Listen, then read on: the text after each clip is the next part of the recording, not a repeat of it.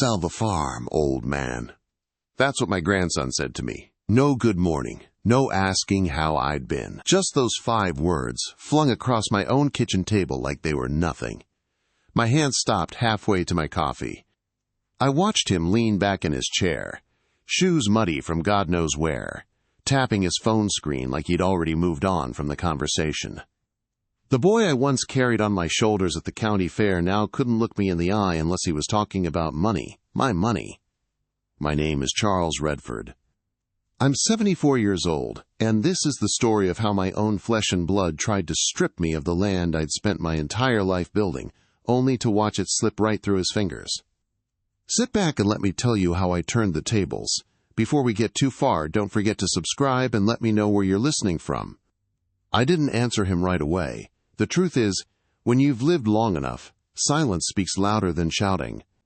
And right now, I wanted him to hear the clock ticking, the creak of the wood beams, the wind against the old farmhouse walls, because all of it belonged to me, and deep down, he knew it. "Grandpa," he said again, leaning forward now, "you can't keep up with this place. You're not getting any younger. You should sell it while it's worth something." I stirred my coffee, slow and quiet. I could feel the heat rising in my chest, but I wasn't about to give him the satisfaction of seeing it. "I'll think about it," I said, and that was all. But thinking about it wasn't the same as agreeing to it. In fact, it was the moment I started planning. I let him finish his coffee without another word. He thought my silence meant I was mulling it over, maybe even agreeing with him deep down. He didn't realize silence was my way of measuring a man. The more someone fills it with their own noise, the more you learn about them. And my grandson, Ryan, filled it with plenty. He started talking about some developers he'd met in town, big city types, with shiny watches and tighter suits than I'd ever wear in my life. They had plans, he said. They could unlock the value of this place. He looked around like he was surveying a corpse, my home, my land, my life's work. I didn't tell him that those developers had sent letters before, slick, folded envelopes with promises of quick cash and freedom from the burden of farm ownership. I'd burned every one of them in the wood stove. Ryan talked for another 15 minutes, but I didn't hear most of it. My eyes had wandered to the window. Outside, the winter light was spilling across the fields in that pale gold way it does, only on certain days. The way it did when my wife and I planted our first apple trees here. I still remembered the weight of the soil in my hands, the smell of fresh-cut grass, her laugh drifting over from the porch. She's been gone 8 years now. This land was ours. Selling it wasn't an option. When Ryan left, I sat at that same table for an hour, just listening to the house breathe. Old places like this, they talk to you. The wood creaks in certain spots. The wind hums through the gaps in the siding. The radiators sigh when they heat up. You live with a place long enough, it becomes part of you. And you don't just sell part of yourself to strangers in pressed suits. Still, I knew this wasn't over. The way Ryan had leaned forward when he said sell the farm told me he'd already decided I was going to. He just hadn't figured out how to push me over the line. People forget. Push hard enough, you push someone in the direction they want to go anyway. Push a stubborn man, though, and you might just get pulled instead. The first sign came 3 days later. I went into town to pick up feed, and I heard my name before I even stepped through the store's double doors. "Charles," said Ed, the store owner, "didn't know you were thinking of selling." I froze, bag of nails in one hand. "Who told you that?" He shrugged, awkward. "Ryan was in here yesterday, said you were ready to take offers." I kept my face still, but inside, I felt that slow burn building. This wasn't a casual chat anymore. This was him laying the groundwork. By the following week, I'd gotten 3 calls from interested buyers. None of them were locals. They used words like redevelopment potential and market appreciation. They talked about my fields like they were squares on a chessboard. I knew what was happening.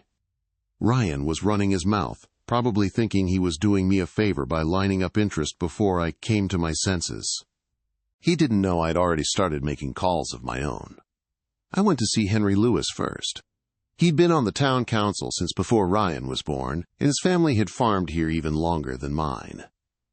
We sat in his kitchen, coffee between us, and I told him everything. "Ryan's gonna regret underestimating you," Henry said, grinning. "I don't want him to regret," I said. "I want him to learn." And so we started. Here's the thing about land. Its value isn't always obvious to people who only see dollar signs. Sometimes, the real treasure is what lies beneath it, or what laws protect it. Henry knew about a survey from the 1960s. Something about rare soil composition and a historical landmark designation that had never been properly filed, but could still be reactivated. If that happened, any buyer would be forced to preserve the land instead of developing it. That meant no shopping malls, no condos, just open fields forever. It also meant the market value for developers would tank. I spent the next month quietly putting that plan into motion. Papers were filed. Old archives were dug up. I played the role of the frail, forgetful old man for anyone who might have been watching, letting Ryan think he was making progress. He even started bringing me glossy brochures from developers, as if I'd pick one like choosing a brand of cereal. I nodded, smiled, let him talk. All the while, the legal noose I'd set up was tightening, quietly, invisibly. Motivator line: if you think I was about to roll over and let my own blood take what I'd built, you don't know me at all. By late spring, Ryan made his move. He came by with a man in a suit and a handshake that felt like sandpaper. "Grandpa, this is Martin. He's here to make you an offer. Cash, above market value." Martin smiled, like he was doing me a kindness. I asked them both to sit. We went over the offer, which was just a stack of numbers meant to look generous but would have left me with less than I'd make selling the apples from my orchard over the next 5 years. I thanked him, told him I'd think about it, and then, before they left, I slid a manila folder across the table. "What's this?" Ryan asked. "County records," I said. "You should probably read them." They didn't. Not right away. But I knew when they did, because the phone calls stopped. The visits stopped, and the for sale rumors died overnight. But that was just step one. I wasn't done yet. Because if Ryan wanted to turn my land into cash, I was going to show him what real value looked like. I reached out to an old friend from the State Agriculture Board. He'd been looking for a location to host a new annual festival, something to celebrate local farming, draw tourism, and qualify for state funding. My land fit the bill perfectly. Within weeks, there were crews putting up tents, laying gravel, setting up stages. Ryan drove by once and saw it. He didn't stop. By the time summer ended, the first festival had brought in more money for me than Ryan had likely seen in his life. And the land's appraised value, protected status and all, had nearly tripled. 3 months later, the number hit 5 million. I'd built something that would outlive me. That's the thing Ryan never understood. Some things you pass down aren't meant to be cashed in. They're meant to be kept. And when I'm gone, this land will go to someone who knows that. It won't be him. Ryan didn't come around for almost 2 months after that festival. I'd see his name on the caller ID now and then, but I let it ring out. If he had something worth saying, he could come to my door like a man. The first time we finally crossed paths again, it wasn't here. It was at the hardware store, in the aisle with the hammers and nails. He was already talking when he spotted me, bragging to someone about a deal he'd made with a property in the next county. His tone changed when he saw me.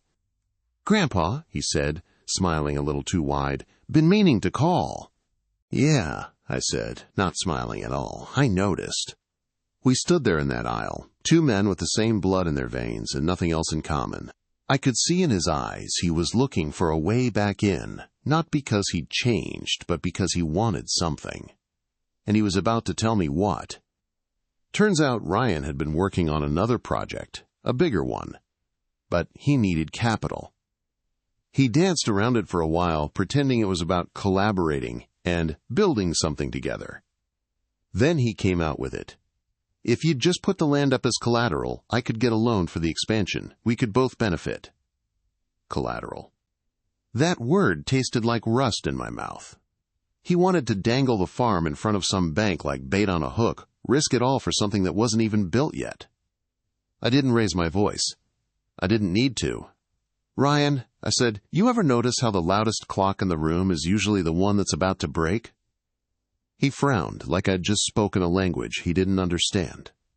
I left without another word. The next move he made was quieter, but I felt it all the same. A few weeks later, I got a letter from the county property office. It was a request for verification of ownership, something they only send if someone's been poking around in your records. And there was only one person in my life right now with a reason to poke. So I called Henry Lewis again, told him everything. He laughed, but it wasn't a happy laugh. "Seems your boy's still trying to play the long game," he said. Well, I told him, I'd been playing longer.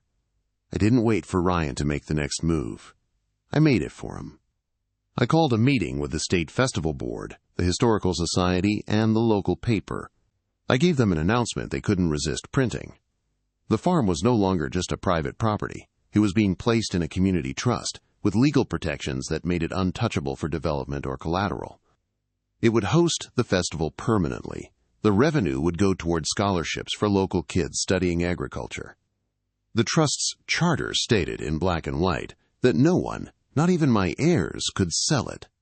The land was now, in every practical sense, immortal. When the article came out, I knew Ryan had seen it before he even called. His voice was tight, almost trembling. "You can't do this," he said. "I already did."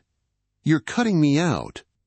"No," I said, "you cut yourself out when you started seeing this place as a pile of money instead of what it really is." There was a pause, long enough for me to hear his breathing change. And then he hung up. Motivator line: "If you think that was enough to keep him away for good, you're about to find out how wrong you are." He showed up uninvited 2 weeks later. No suit this time, no brochures. Just anger. "You're making a mistake," he said. "That land could have set both of us up for life." I stepped closer so he could see the lines in my face, the years written in every one. "It already has," I told him. He stared at me for a long moment, then turned and walked to his truck. He didn't slam the door, he didn't peel out of the driveway. But the way he gripped that steering wheel told me this wasn't over. And I was right. Because a month later, I got a letter. Not from him, but from a lawyer. Ryan was contesting the trust, claiming I'd been manipulated into signing away the property. The fight was about to get legal. And in my world, legal fights don't end in settlements. They end in lessons. I didn't hire a fancy firm. I hired a local woman named Maura Pike, who wore scuffed boots to court and read contracts the way a farrier reads a hoof, feeling for bruises no one else can see. She came to my kitchen with a yellow pad and a thermos and said, "Start at the beginning." So I did. I told her about my father measuring fence lines with a length of chain and a pocket full of nails. I told her about the year the well ran dry and how we hauled water from the creek with barrels we patched ourselves. I told her about the first time Ryan rode in my lap on the tractor and fell asleep with his mouth open, catching dust motes like they were fireflies. She listened, wrote in small, tidy letters, and then asked me to find the paper that mattered. Deeds, probate filings. Tax receipts from the year a storm flattened the north barn. The letter from the USDA when we installed the riparian buffer on Smiley Creek. The university's survey when they ran a transect for the bobolink habitat. The easement noticed the power co-op recorded in 1989 and forgot to map correctly. I had them all. I've never trusted a file cabinet I didn't build myself. "This," she said, tapping the riparian buffer paperwork, "isn't decoration, it's leverage." "How so?" "You fenced off 200 yards on either side of the creek for habitat. The state paid you a stipend. You renewed twice. That's a conservation practice with a public benefit. Judges don't like watching the public lose what they already paid for." She turned the page. "And this bobolink survey? That's a species of concern. Add the recorded water rights in that old co-op easement. Your land isn't just dirt. It's a cluster of rights and obligations that make it interesting." Interesting was the first kind thing a lawyer had ever said about my headaches. Court was set for the following month. Ryan's lawyer filed thick, sent letters full of sidelong words. Undue influence, diminished capacity. Maura sent back thinner envelopes made of tempered steel. She attached photographs, My signature from 1974 next to my signature last winter, both as clean as a chalk line. She included receipts for every property tax paid on time for 52 years. She attached letters from neighbors, unasked for, describing this place and the festival and the way folks treated the creek like a church you didn't talk in. The hearing was held in the old sandstone courthouse where the echo eats your words if you don't speak plain. Ryan sat 3 rows back, clean-shaven, eyes tired. His lawyer whispered in his ear like a bad idea. When it was my turn, Maura didn't ask me to be clever. She asked me to be specific. "What did you sign?" she asked. "A deed of gift to the trust, with retained life estate and management rights," I said, just the way she'd taught me in the kitchen. "Why?" "So the land would outlive me in the form it was meant to keep. Fields that feed people, water that runs clear, gates that stick in July and ease in October, a place for the festival, a place folks can count on." She nodded. "Did anyone pressure you?" "No," I said. "If anything, people kept trying to talk me out of it, said it was too generous." The judge looked over his glasses. "And your mental capacity, Mr. McRae?" I decided not to be cute. "I still know my fence-line corners and the square roots of odd numbers up to 13, I said.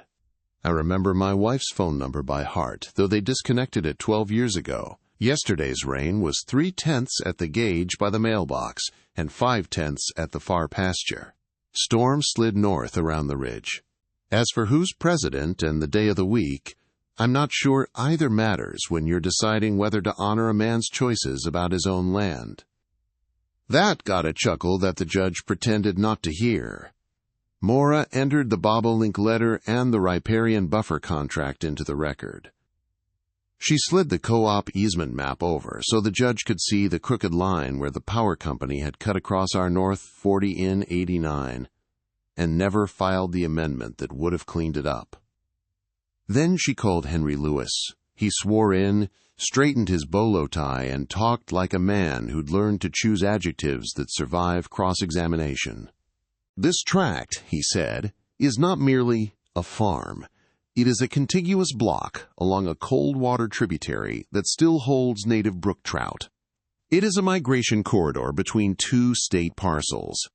It has a recorded irrigation right with senior priority, verified by the 1956 adjudication. It is, frankly, a unicorn if you're looking for working lands with ecological function intact. The trust structure locks those values in. That makes this property valuable in ways the market notices, if it's looking." Ryan's lawyer objected to the word valuable, and the judge sustained it. Henry smiled with his eyes. "Then, I will say, significant." The judge ruled that afternoon. Short order, clean language. The trust stood. The petition to unwind it was without basis in fact or law. The court found that I had executed it knowingly, voluntarily, and with reasonable counsel. He wrote one extra sentence that Maura underlined with her fingertip when she showed me later. The public interest is served by the stability of this arrangement. When we walked down the steps, the day had a washed, bright look you only see after rain. Ryan was waiting at the bottom. He looked like he had swallowed a handful of gravel and was trying to figure out how to spit without losing teeth. "I hope you're happy," he said. "I'm satisfied," I said. "Happiness is a wind. This is a fence post." He didn't answer, just stood there with his hands opening and closing, as if the right thing might fall from the sky if he gave it enough chances. I figured that would be his last swing. I was wrong. 2 weeks after the ruling, 2 strangers from the university knocked on my door. One wore field pants with burrs stuck to them. The other had a laptop case and the kind of grin that means a plan just found oxygen. "We're with the Ag Engineering and Ecology departments," the field one said. "We've been following the festival and the trust. We'd like to talk about a pilot." "Pilot what?" "Agrivoltaics," the laptop one said. "Solar arrays raised high enough to run sheep underneath and grow shade-tolerant forage. We have grant money, a utility partner, and a problem. We need a land base with water, grid proximity, and a community that won't torch us on day one. Your co-op easement? That's gold. Your trust? That's long-term certainty. Your festival? That's social license. I made coffee. We sat under the kitchen fan and drew on scrap paper. Panel height, post spacing, alley widths for equipment, rotational fencing for use. They talked about pollinator strips, about glare analysis, about inverter placement where it wouldn't spook the mare. I talked about not casting shadow on the cold frames after noon, and keeping the south fence line open so the winter sun could still do its work. Would you lease? The laptop one asked finally. It would generate steady annual income to the trust. We'd fund a demonstration, then scale. The utility will pay more if we commit to 10 years. We can structure step-ups. The sheep pay the mowing bill twice. I didn't say yes. I said I'd call Henry and Maura and ask them to come for pie. They came, we talked late. We drew boxes around bad words in contracts, assignment, termination for convenience, and circled good ones, cure period, decommissioning bond. We added a clause about panel height high enough for a man with a sore back to walk under without cussing. We put the check not to me but to the trust. We added a little line near the end. All educational programming conducted on-site will be free to residents of the county. The university men shook our hands like we had given them back 10 minutes they'd thought were gone. 2 days later, a woman from the state land bank called. She'd read the court order, seen the festival photos, and attended a workshop where someone had bragged about our brook trout like they'd raised them themselves. We have a heritage working lands program, she said. We purchase conservation easements and pay landowners to extinguish development rights permanently. The land stays in production. Families stay put. The public gets wildlife corridors and water quality. We don't do it often at this scale. We'd like to talk value. I told her to talk to Henry. I'd just muddle it with stories. While they talked, a man in a pickup with a tribal sticker on the bumper pulled in. He introduced himself as Daniel from the nation, whose ancestors had named our creek back when names were still verbs. He had a printout of the old treaty map and a calm that made me sit up straight. We're building out a native seed program, he said. We need satellite plots for prairie restoration. Big bluestem, Indian grass, rattlesnake master, coneflower. Your soils are right. Your burn history is right. Your trust means you won't sell just when the stand gets good. We pay lease. We share knowledge both ways if you like. And we show up. Burn history? I asked. He pointed at the cottonwoods along the creek. See the old charcoal at the base? Somebody burned that corridor the right way a long time ago. Land remembers care. I shook his hand and told him I'd like to remember right alongside him.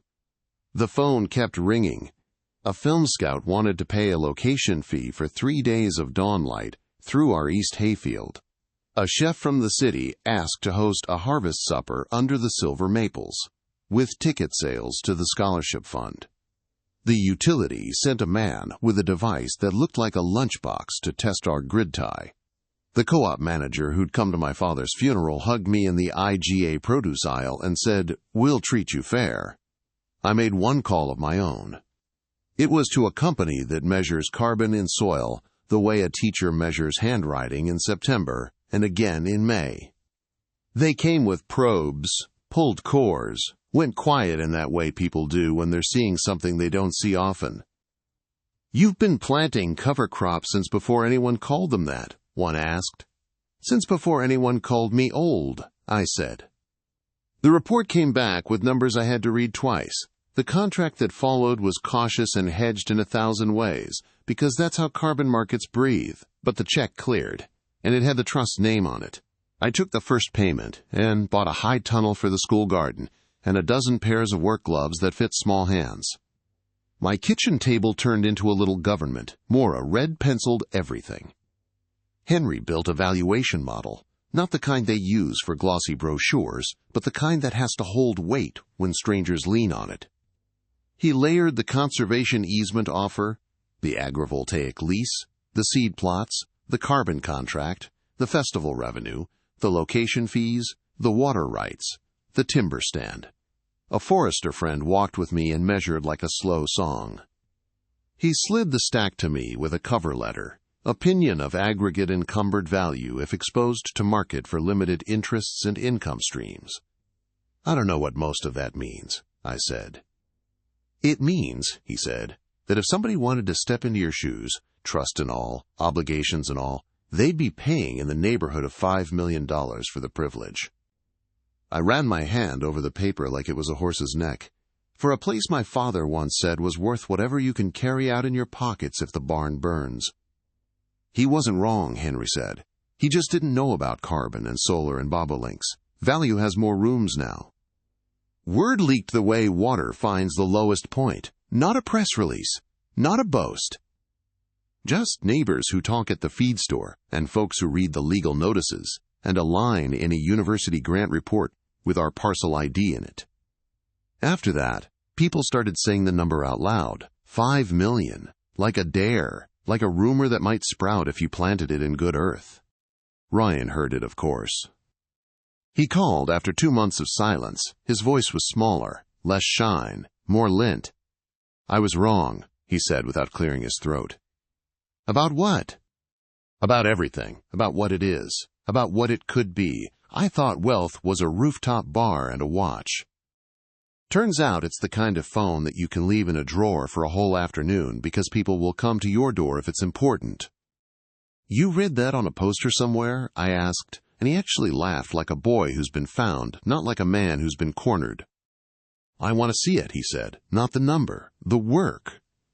Come Saturday, I said. Bring boots. He showed up on time. He brought the wrong boots, 2 new, slick soles. But he wore them without complaint, and when he slipped in the mud and fell on his ass, he laughed first and looked to see if I laughed second. I did, in case you're wondering. Mercy is not the same as pretending something isn't funny. We walked the agrivoltaic pilot where the first row of posts stood, tall as goalposts, marking alleys where sheep would graze and kids would run, and every third grader in the county would learn you can make electricity and hay in the same acre if you're willing to share the sun. We checked the creek, clear as the knuckle of a glass jar. A university kid with a net showed him stoneflies like tiny brown armor. Daniel from the Nation met us by the north field and pushed a handful of seed into Ryan's palm, the way you share a good secret. Little black commas that would spend a winter in cold soil and then wake up and call bees with yellow flags. At lunch, we sat on the tailgate and ate sandwiches that tried to fall apart in our hands. He wiped mustard off his chin with the back of his wrist like his father used to do. How does this part work? He asked, waving at the panels. The co-op pays the trust a lease, I said. The university runs a study. We agree to host workshops. When the contract ends, they remove the hardware and plant cover that'll hold in a hard rain. If they don't, we cash the bond and hire someone who will. He nodded. He swallowed. I watched the gear shift in his head avoid a familiar wrong turn. And the 5 million, he said finally. That's math, I said. It's not a throne. We needed men who learned their math and kept showing up. He stayed that afternoon until his shirt turned the color of the field. He hauled brush from the fence line, 1 armful at a time. He carried buckets for the kids visiting from the school, filling them with creek water and explaining why you step where there's cobble and not where there's silt. He asked Daniel about burn intervals and listened like there would be a test. He did not talk about, quote, leveraging. As the sun fell and the long shadows braided into the grass, he stood looking across the place his grandfather had given away, in a way that meant no one could ever take it. I thought you'd be proud of me when I made money, he said, so quiet the meadowlark could have answered. I would have been proud if you built something that asked you to stoop, I said. Money doesn't always do that. He nodded once, like a man agreeing to the pain that comes with the work he wants. Can I help? Not the kind of help that comes with a pitch deck. Just sweep, dig, show up. You can start with the broom in the pavilion, I said. She likes to be handled slow along the edges and fast down the middle. He grinned at that and walked off like he'd been given a map. The last thing to do, because even stories need paperwork, was formalize the new tangle of leases and easements and grants. Morris stacked them with tabs, color-coded like a garden. "This will outlive us," she said, and I believed her because she said it like a weather report and not like a prayer. An appraiser came, one who understood how to count what doesn't sit still. He stamped his opinion with a number that made headlines elsewhere, I'm told. I put the report in the trust binder under Valuations Independent, and then went outside to turn the compost because numbers don't get air on their own. We held the next festival under strings of lights that looked like stars lower than usual. The band from the school played a waltz that made the old couples stand, and the young ones try to remember how to count to 3. The seed plots were roped off with little signs that said, "Resting, please admire." The agrivoltaic posts carried bunting until the panels arrived. The chef plated corn on slabs of barnwood and called it art. The kids called it dinner and went back for seconds. Ryan worked the trash detail and never once made it look noble. He fetched fresh water for the fiddler. He taught a boy how to coil an extension cord right, so it will uncoil right later. Near midnight, after the last jar had been washed and turned upside down to dry, he stood beside me under the maples. A breeze pushed through thick with 100 kinds of sweetness. "I thought you'd made it worth $5 million, he said, sounding like he was trying out a sentence he'd been afraid of. "No," I said, "it always was. We just learned how to read it in the currency of this century." He breathed out, that long sigh that means a man's ribs are finally willing to be a cathedral. "And if I forget?" he asked. "Then we'll walk the fence line again," I said. "Together, we'll count corners. We'll say the names of the birds out loud. That's the only refresher course I offer." He nodded, and for the first time since he'd told me to sell the farm, he turned and looked at me the way a grandson looks at a grandfather when the word has its old meaning back. A week later, the film crew came at dawn. They gave the trust a check that would buy new planks for the footbridge and a heater for the school greenhouse. They used the east field for a scene where 2 people told the truth at last, and then walked apart. The director cried quietly watching it, and apologized for her tears like they were a mess she had made on our floor. I handed her a rag and told her crying didn't stain wood if you wiped it up right away. When they left, the field looked the same. That's the thing about land with purpose. It keeps its face even when strangers borrow it for a story. Another letter arrived from the carbon outfit. The second-year measurements looked better than expected. The creek cooling effect where the panels shaded the head of a swale surprised everyone and delighted the trout. The check was smaller than the solar lease and bigger than a rumor. We sent half to the scholarship fund and used the rest to buy a second-hand sawmill so we could cut our own boards out of stormfall. There are luxuries that make you poor and luxuries that make you stubborn. A good mill is the second kind.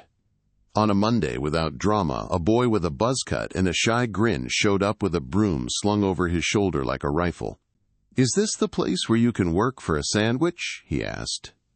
"It is," I said, "but you'll get soup, too." He stayed the afternoon and learned the pavilion's edges the way Ryan had. When he left, he looked taller, though the tape would have argued. The number stayed printed in other people's mouths for a while. 5 million. 5 million. Like they were tasting a spice they couldn't name. Around here, we went back to counting rains and calves and the number of days the creek ran clear after a gully washer. We measure worth in things that wake up hungry. I keep the judge's order in the top drawer and the trust binder on the shelf, where a reach that hurts a little can still get it. When I open the door on nights the house creaks and the coyotes tune up down by the sycamores, I can hear the low hum of panels, not loud enough to disturb the old songs and just steady enough to stitch another line in the future. The farm is worth dollars now because the world finally learned a few new ways to spell the old word good. But around here, value still wears boots. It gets muddy. It shows up on Saturdays and asks for the heavy end. And when the day ends and the porch light comes on, it doesn't need a headline to find its way home. I didn't need to fight them with shouting. My silence was heavier than any insult I could throw, and in that silence, I let them keep believing they were winning. The surveyors kept coming. They'd stand at the edge of the field, clipping their instruments onto tripods, making notes. The county men stopped by twice, once with clipboards and once with maps. Everyone had this casual confidence, like the sale was inevitable, like I was just the stubborn old man holding up progress. Let 'em think that. Meanwhile, I was working with someone who knew this land better than anyone alive. George Weller, the same man who'd helped my father plant the first apple trees here 70 years ago. He walked the property with me step by step, tracing his cane along the old fence lines, pointing out where the soil changed, where wild growth had been cut back, where certain stones marked something important. That's when he told me about the letters. "You know the ones I mean," he said, his voice rough from decades of wind and dust. "Your granddad's stash." I didn't. And the more George talked, the more my heartbeat slowed, like my body was bracing for something big. My grandfather, it turned out, had been part of a small group in town who kept records of everything: deeds, sales, old claims. One of those claims, George swore, tied directly to the lower field, the one the developers were drooling over. We spent a week digging through his barn, pulling out boxes, unrolling maps so brittle they threatened to crack. And there it was, a 1904 land claim that didn't just cover my acreage. It included rights to the mineral deposits under it. Rights that could only be transferred by me, and only if I signed in person. That was the lever I'd been waiting for. By the time the developer's lawyer called to sweeten the offer, I was ready. I told him I'd meet him at the bank. Not my bank, the bank. The one that held the mortgage for his clients. We walked in together. He wore a perfect suit, smelled like expensive cologne. I wore the same boots I'd been in since sunrise. The banker's smile dropped the second I laid the claim on the table. It was like watching a man realize the ground he'd been standing on was never solid. "This changes things," he muttered. It changed everything. 3 months later, the headlines came, "Historic land deal, blocked over mineral rights dispute." The value of the property, with the mineral rights secured, had quadrupled. Every investor who'd thought they were buying a steal now had to come through me. And my grandson, the one who'd told me to sell, he came by with a look on his face I'd never seen before. Not anger, not shame, fear. "You played me," he said. "No," I told him, stepping onto the porch. "I taught you. If you think that was the end, you're wrong." The best part was still coming, and it would make sure none of them forgot who this land really belonged to. The weeks that followed were quieter on the surface, but under it, things were moving fast. The calls from the developers slowed. The surveyors stopped showing up. Even the county men kept their distance, their polite nods now carrying an edge of unease. But I didn't relax. I've seen enough storms to know the wind can pick up again without warning. George and I kept meeting. Sometimes we'd just walk the fields in silence, two old men with too much history in their bones. Sometimes we'd talk strategy, about how to position the land for when the right buyer came along, one who respected it. But privately, I was working on something else, something no one knew about. I went to see Helen Garrison, the town's unofficial historian. Her attic was a labyrinth of crates, boxes, and dust-thick furniture. We dug through it until we found the old town charter, still bound in cracked leather. And there, in fading ink, was a clause I'd never heard of. Any land with documented mineral rights that also contained a protected historical landmark could be declared a heritage site, immune to forced sale or zoning changes. And there, that was my opening. 2 days later, I hired a restoration crew. They came in with gloves and brushes, careful hands, and sharp eyes. In the northeast corner of my property stood the crumbling foundation of an old schoolhouse, the one my father attended as a boy. It had been left to rot, but beneath the weeds and weather damage, the bones were still there. By the time the restoration was done, the place looked like a preserved slice of history. Whitewashed walls, a fresh roof, windows that caught the morning light. And with it came a plaque, Briggs Schoolhouse, established 1892, heritage site. The paperwork went through faster than I expected. Now, the land wasn't just valuable, it was untouchable. The call from the developer's lawyer came the next week. His voice was tight, clipped. "Mr. Briggs, it appears we've reached an impasse." "Not an impasse," I said. "A conclusion." The heritage designation went public, and the town paper ran the story with a photo of me standing in front of the restored schoolhouse, smiling, boots dusty. Hat pulled low. That's when my grandson showed up again. He didn't come alone this time. brought his mother, my daughter, and stood on the porch like he was about to deliver some kind of speech. Instead, he just said, "We were wrong." "No," I told him, "you were greedy, and now you're empty-handed." He didn't argue, just stood there, eyes fixed on the land he thought he'd forced me to sell. Land that would now be in my family's name for as long as I breathed. But the real victory wasn't in keeping it. It was in knowing that every time they drove past, they'd see my name on that plaque and remember exactly how badly they underestimated me. I waited until the sap rose. By March, the maples were bleeding sweet tears into the buckets, and the boy who'd told me to sell the farm stood again at my fence line, cooler head, colder eyes. He'd heard whispers, the schoolhouse designation, the mineral rights, the sudden silence from the men who used to swagger down my lane. But he hadn't heard the rest. No one had. "Granddad," he said, softer, "what did you do?" "Not enough," I said, "yet." I led him down the tractor path to the north pond, where the redwings come earliest. Geese arrowed low over the water. In the distance, the old windbreak pulled the sky into a ragged seam. He kept pace, hands in his sleeves like he used to do when he was little, and borrowed my coat. "You see those stakes?" I nodded at a run of thin flags marching over the rise. "That's the first twist of the screw." "They're not survey stakes," he said slowly. "Too close, too tidy." "Not survey," I said. "Stringline for panels." He frowned. "Solar? Here?" "Agrivoltaics," I said. "Panels up high, rows wide, sheep under, clover between. Shade keeps grass from burning, rain hits slower and stays longer." I signed a 99-year ground lease on 20 acres at rates that would make your developer friend swallow his molars. I keep the land. They pay the taxes on every square foot they occupy and write checks that clear whether the sun shines or not. He stared. "You leased the land without selling an inch." "Once," I said, "when your great-grandfather was 2 years dead and the roof leaked over his tools, a man came to my grandmother and told her the farm was a burden.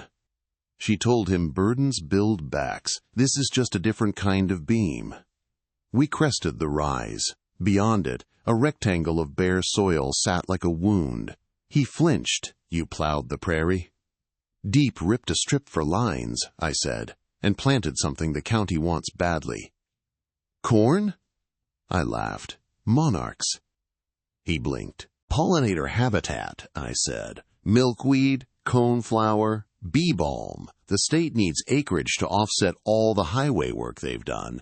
Regulations changed. Penalties due. They pay per acre for credits to make up for what they paved. I registered the North 40 as a pollinator bank. They signed a 20-year purchase agreement last week. That, plus the solar lease, pays better than any crop I can coax out of this ground now." He chewed on that slow, the way you test a tough cut. "That's good, but it's not $5 million. "No," I said, "and neither is this." We kept walking past the restored schoolhouse, white paint glowing like a tooth in the thin sun, down toward the creek where my father's hand-laid stone still kept the banks honest. The water ran high and clear, humming over rock. He looked at it the way men look at money once they learn it can dry up. "You filed the water rights," he said. "Years ago," I answered. "Your father didn't want to listen. You didn't either. But a paper that says, priority date 1936, is worth more than diamonds when the summers go long. The town needs a drought reserve. The utility needs peaking rights when their reservoir falls. I leased them a portion.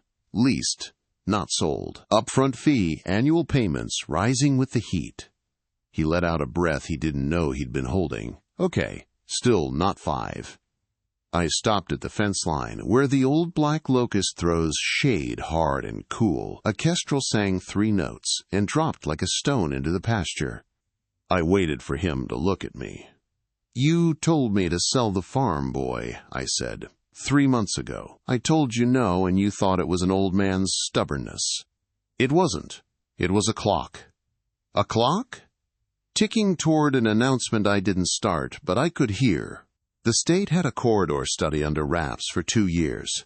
New transmission line, new substation to handle all the wind they're buying from out west.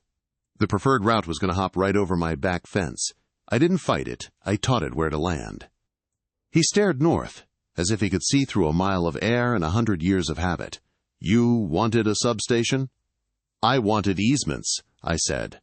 Linear money, one time for construction, then checks every year just to let electrons whisper past underground. I worked with the right people early, quietly, and we bent the line 10 degrees. It clipped my far pasture instead of the neighbors' orchards. They were happy, the utility was happy, and an appraiser put a number on those rights that made me sit down. How much? 7 figures, I said. Front end, small, tail big. Predictable, boring, the kind of boring that buys time and feeds calves. He whistled low. So the 5 million. We're not there yet. We turned back toward the house. The grandson's boots scuffed the gravel exactly the way his father's did at his age. My chest ached with old phantoms and new pride. You dragged your mother into this, I said without heat. She told me you had to push me. Into modern times, you and your developer friends laughed at my fence posts. He flushed. I know. I was modern 50 years ago, I said. Company men would try to pay you once for the right to walk your fields forever. I sold them permission by the foot, not forever, and made them renew it each time. That's the difference between a check and a chain. By the time we hit the barn, the sun had climbed that pale noon where winter pretends to be spring. We went inside. Dust in the rafters turned to stars. Here's the part you came for, I said, and swung open the tack room door. On the workbench sat a stack of folders. Thin, neat, dangerous. I pulled the top one and slid out a single page. A deed. Whose name is that? I asked. He squinted. Read. Swallowed. The Briggs Land Trust. Whose trustees? Yours, he said. And, he stopped, blinked, read again. Mine? If you earn it, I said. I inked the trust last month. The farm is no longer mine. Not really. It's held. The trust can lease acres, license rights, sell easements, donate heritage parcels, and forbids sale outright without a unanimous vote of the trustees. Me, for as long as I'm breathing, and the next trustee when I'm not. He stared at the line with his name, empty next to it where a signature would go someday if a boy turned man. You put me in, he whispered. I put a place for you in, I corrected. Not a seat, a chance. You wanted a windfall. I built a well. He kept staring at the page like it might sprout teeth. His voice went small. Why, after everything I said? Because you're my grandson, I said. Because your father never learned to count the way my father taught me, and I won't let that skip a second generation. Because anger is quick and farming is not. Silence sat with us a while. Somewhere near the south door a mouse rustled and thought better of it. The wind laid a bare branch against the tin and then reconsidered. He cleared his throat. You said 5 million. I set another document on the bench. Not a deed. A letter on expensive paper with a logo that tried too hard. Read it out loud, I said. He did, slowly, carefully. Dear Mr. Briggs, pursuant to our discussions and the results of our due diligence, we are pleased to extend a non-binding letter of intent to enter a long-term ground lease for an additional 140 acres to develop agrivoltaic generation, ancillary battery storage, and a native seed propagation pavilion in partnership with the university. Proposed lease consideration totals $5 million over the initial term, with escalators, plus community benefit commitments, as outlined in Appendix B. He looked up. This is real? As rain, I said. The panels you saw? Phase 1. Proof of concept. The university signed on to use the fields for research, shade on soy yield, sheep on panel mowing, pollinator corridors that stitch the county back together. The developer pays to play. The grid pays to sip. The state gets its butterflies. The town gets scholarships and a small fund for kids who want to learn the trades. 5 million over 20 years, ironclad, with more if the kilowatts do what the model says they will. He set the letter down like it might shatter. You turned a farm into a machine. No, I said gently. I made the farm pay for itself without chewing its own bones. Panels high, roots deeper, water slower, birds louder, the soil stays. So do we. He rubbed his jaw. For the first time in months, the smirk was nowhere to be seen. In its place, something I hadn't seen since he was 12 and hauled his first bale without complaining. Respect. "What do you want me to do?" he asked. I slid a thinner folder across. "A job description," I said. "Steward of pollinator infrastructure and fence repair." His lip twitched. Fancy words for planting flowers wide and staples straight, counting bees and bolts, learning the numbers, and sitting quietly when someone older than you is talking. Pays honest, not generous. You'll need a second job for a while. You'll be tired. You'll sleep well. He picked up the folder. "And if I refuse?" I nodded at the open barn door. Beyond it the field rolled away, brown now, green later. "Then you'll watch it from the road," I said. "Like the men who wanted to gut it and flip the bones." His shoulders rose and fell. He looked at the schoolhouse through the gap and the plaque that bore our name. He looked at his boots. He looked at me. "I want in," he said. "No," I answered. "You want a cut. In is earned." I held out my hand. "Start tomorrow." He and I shook. His grip was too tight. That would change. We walked back up to the house in the thin, late light. At the porch he paused. "I said terrible things," he murmured. "About you. About this place." "I heard worse from Creditors Inn, 83, I said. "And from Hale Inn, 94. I opened the screen. The spring sang the note I've always liked best. "Come for supper, eat what the land gives." Inside I set 2 bowls on the table and ladled stew. The smell of thyme and beef and slow patience rose like a benediction. He sat where his father used to, and for a moment I saw not the boy who tried to sell me cheap, but the man who might sign next to my name when the time was right. After we ate, we stepped back out and leaned on the rail. In the west, the sun folded itself into the shelter belt and poured gold through every ragged needle. The day exhaled. So did I. He spoke first, not looking at me. "3 months ago I told you to sell the farm, old man." "I remember," I said. He shook his head at himself. "I thought money came from men with sharp suits and faster tongues. I thought land was just dirt that needed signatures." "Land," I said, "is a book that keeps writing itself if you let it. We're not the authors. We're the librarians." Down in the pasture, a lamb made the sound lambs make when they're sure no one has ever felt hunger before. Its mother answered, then nudged its head where it needed to go. My grandson lifted his chin, the way he did as a boy when he wanted to be brave. "Teach me the math," he said, "the kind that keeps a place standing." "We'll start with fence stretching," I said, "then the ledger, then the clouds."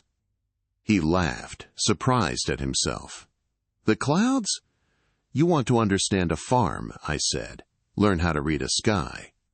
We stood a long time without speaking, shoulder to shoulder, a boy and an old man watching the light choose its next field. The wind came off the haylot and carried the clean, sweet smell of a future that would not be bought, only tended. Behind us, the schoolhouse door clicked as it cooled, and the new plaque caught the last drop of sun. $5 million would come and go in their neat increments. Panels would hum. Bees would stitch the air. Cattle would chew, swallow, and turn grass into muscle like a miracle. Contract managers would age out. Trustees would be born. Men with briefcases would discover other corridors to bend. But the farm, our farm, would outlast the hurry. If you like this story, please like this video, subscribe and join Taste of Revenge family, and share your impressions of the story in the comments. To listen the next story, click on one of the boxes on the right. Thank you for watching to the end.